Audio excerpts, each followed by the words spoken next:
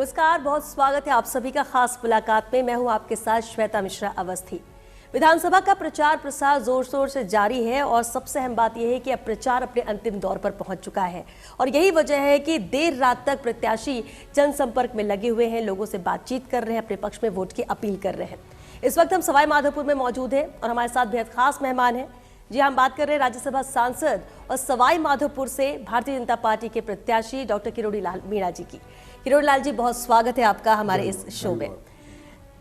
सवाई माधोपुर जो कि अब तक सामान्य सीट थी, लेकिन भारतीय जनता पार्टी ने आपको यहां पर प्रत्याशी के तौर पर उतारा और उसके बाद अब ये सीट हॉट सीट में शुमार हो चुकी है। यहाँ के मुकाबले को कैसे देखते हैं आप? यहाँ मुकाबला कांग्रेस और बीजेपी में ही है। बाकी दो तीन जो दूसरे लड़ रहे हैं वो कहीं टिक नहीं रहे। तो ये जो त्रिकोणीय मुकाबले की बात कही जा रही है और यहाँ तक कहा जा रहा है कि ये सीट फंस सकती है, क्या ऐसा कुछ है? ना, ये हवाई बात है, सीट नहीं फंस सकती, कोई सवाल ही नहीं उठता और प्रचंड मतों से मैं यहाँ से जीत के निकलूंगा। 1972 से 2018 तक के अगर चुनाव परिणामों की बात करें, इस सीट से कांग्रेस ने 4 बार जीत दर्ज की और भारतीय जनता पार्टी ने 3 बार। इस बार आप मैदान में हैं, बहुत सारी उम्मीदें भी हैं। क्या नजर आता है, ये जो 4-3 का आंकड़ा है, ये 4-4 का इस बार हो जाएगा? बिल्कुल पक्का हो जाएगा, इसमें कोई शक नहीं है। मैं पहले भी यहाँ 2003 में चुनाव लड़ा था, जब यहाँ गुंडागर्दी की पराकाष्ठा थी, बहन बेटियों को बहुत अपहरण हुए थे और एक वर्ग विशेष के लोगों का आतंक था। वही स्थिति आज यहाँ है। तो जनता इस बात पर वोट देगी कि यहाँ शांति कैसे कायम हो, लोगों में जो भय का वातावरण वो कैसे खत्म हो, सुरक्षा उनको मिले। और एक यहाँ डिस्क्रिमिनेशन बहुत हुआ है धर्म के आधार पर, तुष्टीकरण जिसको कह सकते हैं जी। और भ्रष्टाचार भी बड़े पैमाने पर हुआ है। बिल्कुल, आपने जिक्र भी किया कि पहले भी आ चुके और यहाँ की जनता के लिए आप कोई नए चेहरे नहीं हैं, क्योंकि विधानसभा भी आपको भेजा यहाँ की जनता ने, सवाई माधोपुर से लोकसभा भी भारी मतों से जिताकर आपको भेजा और इसलिए आपसे उम्मीदें भी बहुत ज़्यादा हैं, काम भी आपने बहुत कराए। लेकिन पहले से अब में क्या फर्क आ गया? यहाँ की जनता इस बार किरोड़ी लाल मीणा को मौका क्यों दी, क्यों जिताकर भेजे? फर्क ये आया है कि 2003 में जो मैं बहुसंख्यक समाज के गांव में काम करके गया था, उसके बाद कोई काम नहीं हुआ और एक वर्ग विशेष के वहाँ काम ज़्यादा किया गया। पहला फर्क तो ये है। दूसरा, जो पक्षपातपूर्ण और दमन का तरीका है एमएलए साहब का, उससे लोगों में असंतोष ज़्यादा है। एक बजरी माफिया भूमाफियाओं से मिलकर बड़ा धन प्रॉपर्टी बनाई है और बहुत लोगों को सताया गया है, जिसके कारण ये स्थिति बनी है कि जनता ने मांग रखी थी एक तरह से डॉक्टर किरोड़ी लाल यहाँ के चुनाव लड़े। वैसे तो मेरे 10-12 जगह से नाम थे, तो पार्टी ने पूछा कहाँ से लड़ोगे, मैंने कहा आप तय करोगे वहाँ से लड़ूंगा। पार्टी ने यहाँ का तय किया तो मैं चुनाव लड़ने आ गया सवाई माधोपुर। आपको पहले से जानकारी नहीं थी, पहले से नहीं आइडिया था कि इस बार विधानसभा चुनाव लड़ सकते हैं और सवाई माधोपुर से लड़ सकते हैं? हाँ, बिल्कुल आइडिया नहीं था। मेरे को तो ये कहा गया था कि आपको लोकसभा चुनाव लड़ाएंगे, पर किस रणनीति के तहत लड़ा है ये मेरे को जानकारी नहीं। आप राज्यसभा सांसद भी हैं और अगर इस सूची को देखा जाए बीजेपी की, तो करीब 7 सांसद हैं जिन्हें विधानसभा चुनाव लड़ाया जा रहा है और कांग्रेस की तरफ से ये कहा जा रहा है कि आप लोग के पास कैंडिडेट नहीं थे इसलिए इन्हें उतारा गया, आपके पास लोकसभा का बाद में देखेंगे। इन आरोपों को लेकर क्या कहेंगे? सांसद टिकट दिए हैं जी। इसका मतलब 193 कैंडिडेट तो बीजेपी के पास थे जिनको टिकट दिए हैं। बीजेपी के टिकट मांगने वालों की कोई कमी नहीं थी। मेरे यहाँ 8 लोग टिकट मांग रहे थे सवाई माधोपुर में। कैंडिडेट की कोई कमी नहीं थी, ये सिर्फ ऐसे ही सवाल उठाए जा रहे हैं। अभी आपने कहा कि कोई त्रिकोणीय मुकाबला नहीं है, लेकिन जब अपनी पार्टी से कोई निर्दलीय आ जाए, विरोध में खड़ा हो जाए, और इसलिए कहा जा रहा है कि समाज के वोटों का विभाजन हो सकता है, निर्दलीय कुछ ना कुछ बिगाड़ सकते हैं खेल, क्या इस बात से आप इत्तेफाक रखेंगे? समाज क्या, दरअसल में मैं तो 36 कौम की सेवा दी है। ऐसा कोई वर्ग जाति नहीं बची जिसको मैंने सेवा नहीं दी हो। उस सेवा का परिणाम जनता मेरे को यहाँ पर देगी। आपने कहा सेवा का परिणाम? उदाहरण देना चाहूँगा। कुछ दिन पहले यहाँ एक गुर्जर समाज के एक व्यक्ति को टाइगर खा गया, उसकी मौके पर मौत हो गई। मैं दौड़ा आया जयपुर से, इसलिए नहीं कि मेरा एक ये भाव एक गरीब को कुछ मिल जाए। 1 इंच ज़मीन उसके पास थी नहीं। यहाँ मैं आया तो सारे अधिकारी पहुँचे। उसको हमने 5 बीघा ज़मीन कलेक्टर साहब से बात करके दिलाई, दे देंगे कलेक्टर साहब आचार संहिता के बाद में, और उनको 15 लाख रुपए दिलाए और एक नौकरी और एक डेयरी बूथ। तो जैसे भी किसी गरीब के साथ उसके कुछ ज़मीन खाने पीने का, कोई बकरी चराता था, तो मेरे उसको न्याय दिलाने में सफल रहा। तो कोई हो तो सब जाति मेरे से जुड़ी हुई है, मीणा ही नहीं। और मीणों में भी 99% वोट मेरे को मिलेंगे। अच्छा, ये आपको कॉन्फिडेंट है कि 99% वोट मिलेंगे? ठीक है, अभी आपको टिकट दिया गया सवाई माधोपुर से, राज्यसभा सांसद भी बनाया गया, लेकिन उससे पहले की भी बात कर लें। राजस्थान में कहीं भी कुछ होता है, कोई भी बड़ा घटनाक्रम, किसी के साथ भी कोई नाइंसाफी, वहां पर सबसे पहला चेहरा जो नजर आता है या आता रहा है अब तक, वो किरोड़ी लाल मीणा का ही आता रहा तो अभी आज ही क्या, और बिल्कुल यही सवाल था कि आज भी, अभी भी, जबकि सभी प्रत्याशी चुनाव प्रचार में लगे हुए हैं, वक्त बहुत कम है, लेकिन आप फिर भी धरने में शामिल हो रहे हैं, इंसाफ की बात कर रहे हैं। ये जो आपकी एक इमेज बन चुकी है राजस्थान में, आपको लगता है कि एक राजनीतिक तौर से अगर इस चेहरे को देखा जाए तो फायदा आम जनता मिलेगा, क्योंकि ऐसी इमेज बहुत कम लोगों की है? तो ऐसा है, वो 4 जो ब्राह्मण युवतियां थी, उनको घसीटा गया, बाल खींचे गए, बेअदबी की गई। तो मैं तो घर घर संपर्क कर रहा था, तो उस बच्ची की दादी रो पड़ी और उसने अपनी कहानी सुनाई। तो मैंने तय किया एक सिंबॉलिक धरना देना चाहिए और सरकार पे दबाव बनाना चाहिए, पुलिस पे दबाव बनाना चाहिए। मेरे वहाँ जाने के बाद डीजी साहब उमेश मिश्रा जी से बात हुई थी और उन्होंने सख्त निर्देश पुलिस को दिए कि ऐसी बेअदबी के बाद भी 13 नवंबर की घटना में आपने गिरफ्तारी नहीं की। तो उन्होंने हमको 2 दिन का आश्वासन दिया है, तो एक न्याय गरीब को मिले, इस दृष्टि से मैंने चुनाव प्रचार भी छोड़ के 2 घंटे वहाँ सांकेतिक धरना दिया। सवाई माधोपुर के जब विकास की बात होती है, क्योंकि हर क्षेत्र में जनता चाहती है कि विकास हो, जो कमियां हैं वो दूर की जाए, आप चुनाव लड़ रहे हैं, आप कह रहे हैं मजबूती से आपकी दावेदारी है और जीत कर आएगी, आप कह रहे हैं कि ज़्यादा कोई ऐसा त्रिकोणीय मुकाबला है नहीं, टक्कर भी है तो भी आपकी बढ़त है, जैसा कि आपका भी मानना है और जैसा फीडबैक भी है। लेकिन अगर आप जीत कर आते, सवाई माधोपुर को लेकर आपका रोड मैप क्या रहेगा? वो कौन सी 4 से 5 चीजें हैं जो प्रायोरिटी में रहेंगी? एक तो आम जन में भय का वातावरण है, भय मुक्त करना। दूसरा, भ्रष्टाचार चरम पर है, हर दफ्तर में है, उससे आम जन बहुत त्रस्त है। तीसरा, एक धर्म विशेष के लोगों का तुष्टीकरण हुआ है, उसके कारण लोगों में असंतोष है। और चौथा, यहाँ दरअसल में एशिया की सबसे बड़ा प्लांट हुआ करता था सीमेंट फैक्ट्री का, जयपुर उद्योग लिमिटेड, वो 1988 में बंद हो गया। उसके लिए लंबा आंदोलन भी मैंने किया, लेकिन वो चल नहीं पाई, ऑब्सोलेट हो गया उसका वो, और वायबिलिटी नहीं बनी थी। तो यहाँ पहले मैं जब 2003 में था तो अमरूद का एक लिमिटेड एरिया था।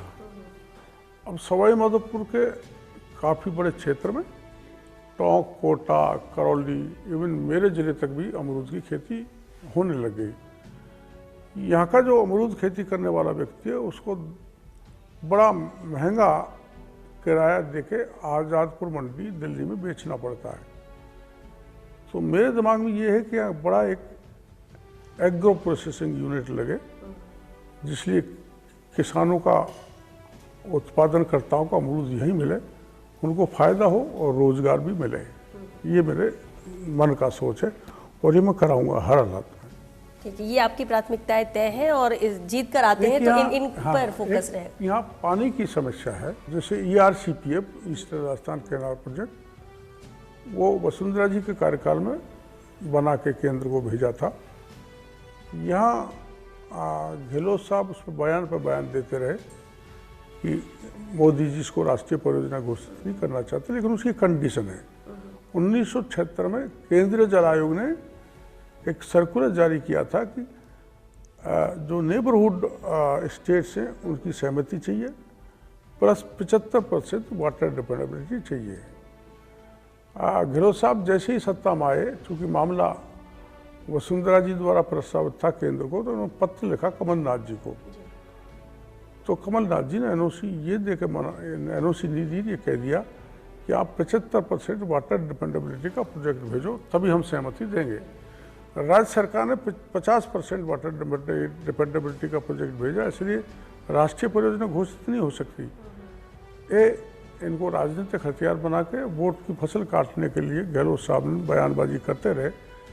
प्रधानमंत्री जी ने कभी नहीं कहा कि हम इसको राष्ट्रीय परियोजना घोषित करेंगे। प्रधानमंत्री जी ने ये कहा कि ये अच्छा योजना है, इसको मैं एग्जामिन करवाएंगे, और वो अंडर एग्जामिनेशन है, और सरकार आने के बाद हम इसको परस्यू करेंगे, क्योंकि यहाँ पीने के पानी की भी समस्या है और सिंचाई के पानी की भी समस्या है। लेकिन ईआरसीपी तो एक बड़ा हथियार लेकर कांग्रेस चल रही थी, मुद्दा सबसे बड़ा बनाया और केंद्र की मंशा पर भी सवाल उठाए गए। अगर हाथ में था और किया जा सकता था तो फिर कोशिश किस तरफ से नहीं की गई? क्योंकि दोनों तरफ से बातें कही जा रही हैं और गहलोत सरकार का कहना ये कि ये केंद्र की वजह से रुका हुआ है। ना, ऐसा नहीं है, मैं आपको बता रहा हूँ। अगर आप बिना सहमति करके को प्रोजेक्ट भेज दोगे तो सुप्रीम कोर्ट ट्रिब्यूनल में अटक गया तो वर्षों तक ऐसे बहुत से मामले हैं जो वो अटके हुए हैं।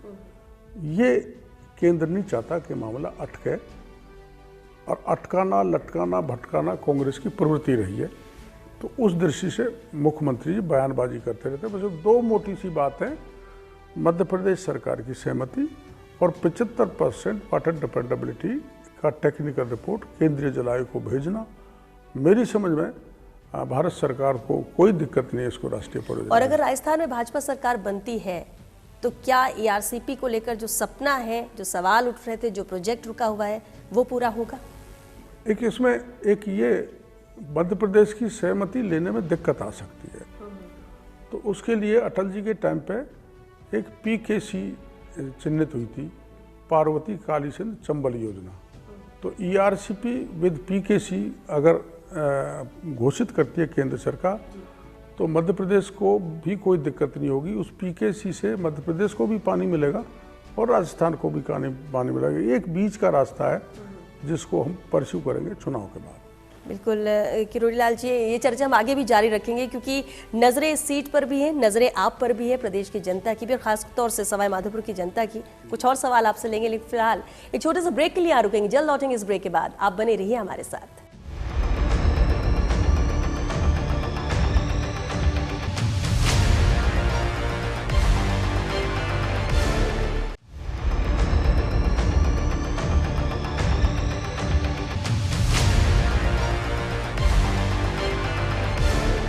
ब्रेक के बाद एक बार फिर आप सभी का बहुत स्वागत है। हमारे साथ सवाई माधोपुर से भारतीय जनता पार्टी के प्रत्याशी डॉक्टर किरोड़ी लाल मीणा जी लगातार हमारे साथ बने हुए हैं। सर, एक बार फिर बहुत स्वागत है आपका। ब्रेक में जाने से पहले हम बात मुद्दों को लेकर भी कर रहे थे, लेकिन अभी सवाई माधोपुर में केंद्रीय मंत्री अमित शाह की रैली होने जा रही थी, यहाँ पर रोड शो होने जा रहा था आपके समर्थन में, लेकिन अचानक उस रद्द हुआ। समर्थकों में भी निराशा थी क्योंकि उत्साहित थे सभी। आपको नहीं लगता अगर ये रोड शो होता तो माहौल यहाँ का और ज़्यादा बदलता और एक बड़ा असर भी होता? वो क्या है, दरअसल में वो झुंझुनू में थे, फॉग ज़्यादा था, विजिबिलिटी नहीं होने के कारण वो आ नहीं पाए। वो आते तो और भी कार्यकर्ताओं में जोश आता, इसको मना नहीं किया जा सकता, और जनता को भी उनका मार्गदर्शन मिलता। किंतु वो जनता को पता लग गया कि वो एक मौसम के कारण ऐसी स्थिति बनी है, तो कोई नुकसान नहीं है, कार्यकर्ताओं को जोश बरकरार है। कांग्रेस सरकार के इन 5 साल के कार्यकाल को कैसे देखते हैं आप लोग? क्योंकि लगातार सवाल उठाए जाते रहे, लगातार कई ऐसे मुद्दे थे जिसे लेकर बीजेपी कहती रही। कांग्रेस का कार्यकाल, इसमें किसान भी परेशान रहे, जवान भी परेशान रहे, कानून की स्थिति भी खराब रही, भ्रष्टाचार जबरदस्त हुआ, तुष्टीकरण भयंकर हुआ। कोटा में PFI को जुलूस निकालने की परमिशन मिल सकती है, लेकिन करौली पर नववर्ष या विजयदशमी की परमिशन नहीं मिल सकती। तो तुष्टीकरण की पराकाष्ठा इस सरकार ने की है। पेपर सब लीक हुआ, हमने आंदोलन किया, आपको पता है। हमने सरकार से मांग की थी गहलोत साहब से कि इसकी CBI की जांच कराओ, क्योंकि इसमें 1 दर्जन से ज़्यादा MLA और आधा दर्जन के करीबन मंत्री इन्वॉल्व थे। उन्होंने CBI जाँच नहीं कराई। अब ED आ गई। मैंने RPSC में पेपर लीक के बाद मामला उठाया था। अब बाबूलाल कटारा गिरफ्तार हो गए, लेकिन ये तो मछलियाँ हैं, अभी मगरमच्छ शेष हैं। हमारा राज आएगा तो आपको पता है कि चित्तौड़गढ़ में प्रधानमंत्री जी कह कर गए हैं कि जिन लोगों ने बच्चों के भविष्य के साथ खिलवाड़ किए उनको पाताल में से भी निकाल के जेल के शीशों के पीछे डालेंगे। तो जो हमारे प्रधानमंत्री जी ये कह रहे हैं, तो सरकार आने पर हम इसको गंभीरता से लेंगे और इस पेपर लीक माफिया राज को व्यवस्था को खत्म करेंगे। लेकिन एक बात और देखी जाती है, 5-5 साल सरकार आती है या कहीं पे लगातार भी रहे सरकार, पहले वादे बहुत किए जाते हैं, लेकिन इसके बाद जब सरकार आती है तो सामने वाली जो सरकार थी उसके जो ये अगर कोई कारनामे या कोई घोटाले हुए तो उसकी जड़ तक तह तक जाने की कोशिश नहीं की जाती, ऊपर ही ऊपर कार्रवाई करके तीसरी की जाती है। आप ऐसा कह सकती हैं, लेकिन इसमें जल जीवन मिशन ईडी के पास चला गया, पेपर का घोटाला ईडी के पास चला गया, डीओआईटी का घोटाला ईडी के पास चला गया। अब ईडी तो रुकने वाली है नहीं, यहाँ तक कि गहलोत परिवार का मामला भी ईडी के पास चला गया। तो आपका सोच ऐसा हो सकता है कि बीजेपी आए तो कोई लिपापोती हो जाएगी, ऐसा नहीं होगा। पर जब सेंट्रल एजेंसी के पास सारे भ्रष्टाचार के मामले चले गए तो वो तो रुकने वाली नहीं है, वो तो कार्रवाई करेगी। ईडी का जिक्र किया आपने, राजस्थान में ईडी की एंट्री कराने वाले डॉक्टर किरोड़ी लाल मीणा है, ऐसा कहा जा रहा है। और गणपति प्लाजा की बात कर लें तो लगातार महीनों तक वहां से नोट निकलने का सिलसिला बंद ही नहीं हुआ। देखो मेरी वहाँ जाना हुआ डीओआईटी के अधिकारियों के कारण। आपको पता है योजना भवन में 2,31,00,000 रुपए और 1 किलो सोना मिला। तो जब मैंने देखा सब विभागों में इतना घोटाला हो रहा है तो पैसा कहाँ है, तो मेरे को ये रिपोर्ट मिली कि गणपति प्लाजा में अंडरग्राउंड में 1100 लॉकर हैं, वहाँ डीओआईटी के अधिकारियों का पैसा है और दूसरे अधिकारियों का भी पैसा है, दूसरे विभाग के लोगों का। तो मैं वहाँ चला गया, वो बात सही निकली। वहाँ पहुँचने को तो ईडी भी पहुँची, लेकिन इनकम टैक्स डिपार्टमेंट 1 महीने से बेनामी लॉकर्स को तोड़ रहा है। अब तक जो मेरे को पता लगा है करीबन 38 लाख रुपए और 18 किलो सोना वहाँ से आईटी को इनकम टैक्स को मिल गया है। और मेरा अनुमान है 360 अभी बेनामी लॉकर और हैं, ये आंकड़ा 200-250 करोड़ और 40-50 किलो सोने पर पहुंचेगा। ये सब काला धन है, ये पूरी तह तक जाकर जिसका जिक्र प्रधानमंत्री जी ने भी अपनी 3 महती सभाओं में किया है, तो उसमें भी सेंट्रल एजेंसी पुख्ता कार्रवाई करेंगी। ठीक है, बिल्कुल। राजस्थान में ये जिस तरह से खुलासे हो रहे हैं और अंजाम तक पहुंचे, ये भी यहाँ की जनता चाहती है। लेकिन राजस्थान के चुनावों की बात करते हैं, 5 साल बीजेपी 5 साल कांग्रेस, ये एक रिकॉर्ड रहा है, हर बार चलता रहा है। लेकिन इस बार कांग्रेस का कहना है कि हम जो योजनाएं लेकर आए, हमने जो काम किया है, सरकार रिपीट होगी। आप इससे लेकर क्या मानते हैं? आपको क्यों लगता है कि जो 5 साल का सिस्टम चल रहा था वही इस बार भी होगा? 5 साल के लिए फिर से बीजेपी सत्ता में, क्यों आएगी बीजेपी सत्ता में? इन्होंने चलाई उसमें कागजी घोड़े ज्यादा दौड़े हैं, धरातल पर योजनाएं लागू नहीं हुई। एक तो ये बात है। दूसरा, भ्रष्टाचार के कारण जनता त्रस्त है। तीसरा, लॉ एंड ऑर्डर की स्थिति ऐसी रही है जहां 13 साल की बच्ची के साथ भीलवाड़ा में गैंग रेप और उसको भट्टी में फेंक दिया जाए। और अभी 10 दिन पहले वहाँ लालसोट में हुआ था, एक मासूम बच्ची के साथ सब इंस्पेक्टर ने कुकर्म कर दिया। ऐसी जो घटना है, विभत्सकारी दृश्य पैदा करने वाली, उससे जनता में आक्रोश है, असुरक्षा का भाव है। ऐसी संगीन अपराधों के कारण जनता डरी हुई है, सरकार से विश्वास उठ गया। तो सरकार का जो विश्वास जनता में रहना चाहिए था वो खत्म हो गया। खत्म ही नहीं हुआ, जनता में असंतोष पैदा हो गया। किसानों को पर्याप्त बिजली नहीं मिल रही, भ्रष्टाचार चरम पर है, कानून की स्थिति बद से बदतर है। और जो योजनाएं, ये जो रेवड़ियां बांटी हैं, उन रेवड़ियां पे लोगों का कहना ये है 5 साल पहले क्यों नहीं दी ये सारी चीज़ें, चुनाव के टाइम पे दी हैं, केवल वोट पाने के लिए दिए। ये राजस्थान की जनता के जहन में बैठ गया है, इसलिए वोट कांग्रेस को नहीं मिलेगा। लेकिन अब तो वो 7 गारंटी लेकर आए हैं, भारतीय जनता पार्टी संकल्प लेकर आई है। अब गारंटी और संकल्प में जीतेगा कौन? जनता किसके साथ जाएगी? कितनी गारंटी ले आओ, पर जिसकी बहन बेटी की इज्जत लुट गई, जिसका बेटा या बेटी का भविष्य पेपर लीक में बर्बाद हो गया, भ्रष्टाचार से लोग त्रस्त हो गए, ट्रांसफार्मर भी लेने जाओ बिजली का तो उसका भी पैसा देना पड़ता है, केबल का भी देना पड़ता है, पोषाहार का खाना गायब हो गया, बच्चों में स्कूलों को नहीं मिला। तो चाहूँ और जो ये लूट मची है, जो एमएलए संबंधित विधानसभा के मुख्यमंत्री बन गए, उन्होंने बहुत इलाके को लूटा है। इसलिए जनता में भयंकर आक्रोश है। कितने भी वो गारंटी लिया, उनकी गारंटी पे लोगों को भरोसा नहीं है। सवाई माधोपुर सीट की बात करें तो यहाँ पर जातीय समीकरण निर्णायक होते हैं। ऐसे में क्या आपको सबका साथ मिलेगा? क्योंकि आप बात तो 36 कौम की करते हैं, उनके लिए काम भी करते हैं, लेकिन फिर भी बार बार कहा जाता है कि किरोड़ीलाल मीणा है, मीणा समाज ही उनके साथ है, बाकी नहीं। ऐसा नहीं है। यहाँ की स्थिति क्या है? ऐसा नहीं है। अभी पड़ोस के जिले करौली में रात को 1:30 बजे की युवती को उठाया, दलित युवती को, उसके साथ रेप किया। रेप करने वाला मीणा था। रेप के बाद उसको गोली मारी, नहीं मरी तो पूरे शरीर पर तेजाब छिड़क दिया, तब भी नहीं मरी तो कुएं में डाल दिया। मैंने उन सबको गिरफ्तार करा, मीणा थे, और उस दलित युवती को न्याय दिलाया। ऐसे सैकड़ों दारी है। शंभू पुजारी का मामला, मारने वाले मीणा थे, उनकी डेड बॉडी को लेकर मुख्यमंत्री के दरवाजे पर बैठा रहा 5 दिन तक, न्याय लेके ही हटा। इसलिए सब जाति का मेरे को साथ मिलेगा और मेरी जीत निश्चित है। आप अपनी जीत को लेकर तो आश्वस्त है कि सवाई माधोपुर से आप जीतेंगे, और आपका मानना भी है कि जब सबका साथ मिलेगा तो वोटों का डिफरेंस भी अच्छा खासा होगा, ज़्यादा अंतर से जीतेंगे। लेकिन अगर पूरे राजस्थान की बात करें, राजस्थान में बीजेपी की सत्ता आने की बात करें, जो हर तरह से दावे किए जा रहे हैं, अभी एक भव्य रोड शो प्रधानमंत्री नरेंद्र मोदी का जयपुर में भी हुआ, और कहते भी कि इससे पहले कभी किसी प्रधानमंत्री ने इस जगह पर आकर ऐसा रोड शो नहीं किया। उसका भी असर कहीं ना कहीं होगा इन चुनावों में। जीत को लेकर बीजेपी के आश्वस्त होने के 3 प्रमुख कारण क्या मानते हैं? देखो, एक तो प्रमुख कारण ये है कि हमारे कैंडिडेट चयन बहुत अच्छा हुआ है, जिसमें सोशल इंजीनियरिंग का ध्यान रखा गया है। दूसरा, प्रधानमंत्री जी के जो प्रचार और हमारे एक सेंट्रल लीडरशिप की जो टोली लगी है प्रचार करने में, उसके कारण हमने बहुत बढ़त ले ली है।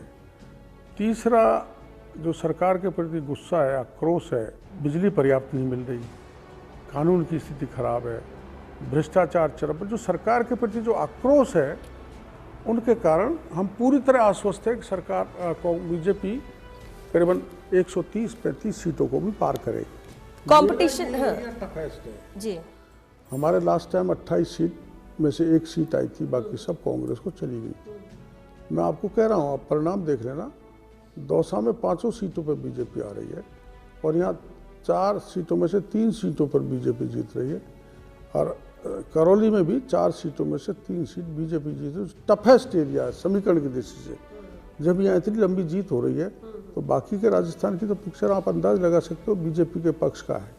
यानी आप ये कह रहे हैं कि जो मुश्किल सीट है वहां से जब बीजेपी निकाल रही है, तो बाकी तो जो सामान्य सीट है उसमें तो बढ़त मिलेगी ही, और इसलिए आसानी से आप कह रहे हैं सरकार बना लेंगे। आसानी से, कोई यहाँ पर दिक्कत नहीं, कोई जोड़ तोड़ की जरूरत नहीं। दिक्कत जोड़ तोड़ की जरूरत नहीं, आसानी से प्रचंड बहुमत से बीजेपी का राज आएगा।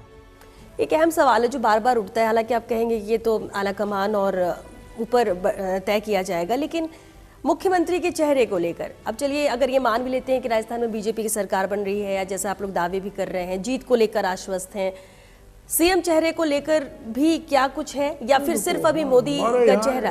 कितनी खूबसूरती है कि हमारे 6-8 ऐसे चेहरे जो मुख्यमंत्री बनने लायक हैं। कांग्रेस में गहलोत साहब किसी को आने ही नहीं देते, वो एक चेहरा है। इसलिए पार्लियामेंट बोर्ड तय करेगा, जो कॉम्पिटेंट होगा, जो राजस्थान को अच्छा शासन दे सकता है, राजस्थान को विकास की गति दे सकता है। क्योंकि अब तो गहलोत साहब ने रेवड़ियाँ बांट के इसको बीमारू से अति बीमारू कर दिया, तो वो सेंट्रल पार्लियामेंट बोर्ड ही तय करेगा। पता नहीं लगता, वो सरप्राइज करते हैं प्रधानमंत्री।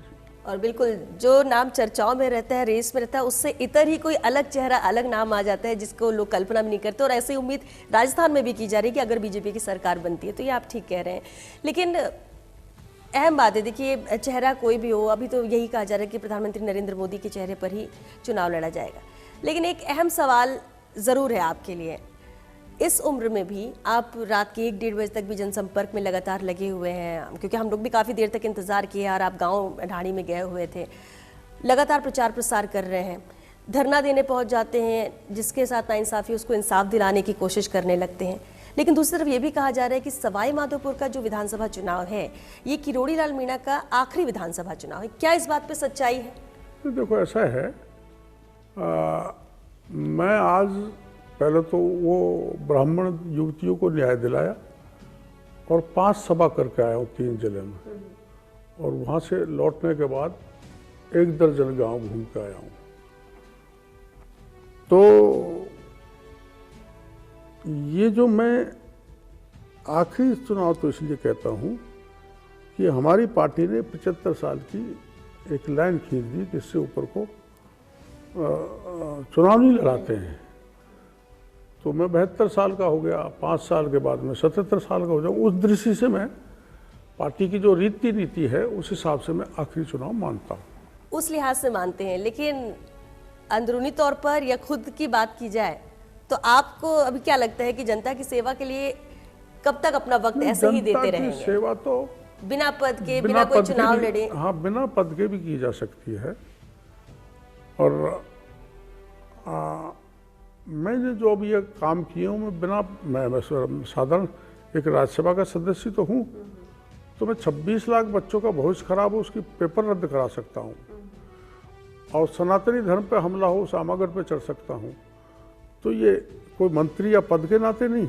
चलिए, और सवाई माधोपुर की जनता से क्या कहेंगे? सवाई माधोपुर की जनता से तो अभी यही कहूँगा कि मेरे को 25 नवंबर को कमल का बटन दबाएं, जिताएं, जिससे मैं आपकी 5 साल तक सेवा कर सकूं, क्योंकि मेरा भविष्य यहीं से संवरा, यहीं से बना है। यहीं मैं सबसे ज़्यादा वोटों से जीत के लोकसभा में गया, यहीं एमएलए बना तो मंत्री बना। तो मैं यही कहूँगा कि आपकी भरपूर सेवा करूँगा। 25 नवंबर को मेरे वोट दें। डॉक्टर किरोड़ीलाल मीणा जी, बहुत शुक्रिया आपका हमसे इस खास मुलाकात के लिए, खास बातचीत के लिए। हालांकि कोशिशें तो हर प्रत्याशी कर रहा है, आप भी कर रहे हैं। उम्मीद करते हैं कि जनता का आशीर्वाद मिल सके और जीत के जो दावे और जो उम्मीदें कर रहे हैं प्रत्याशी, वो जीत आपको भी मिल सके। बहुत बहुत शुक्रिया शो में शामिल होने। Thank you. और चलिए, इसी के साथ हमें दीजिए इजाजत, फिर होगी मुलाकात। नमस्कार।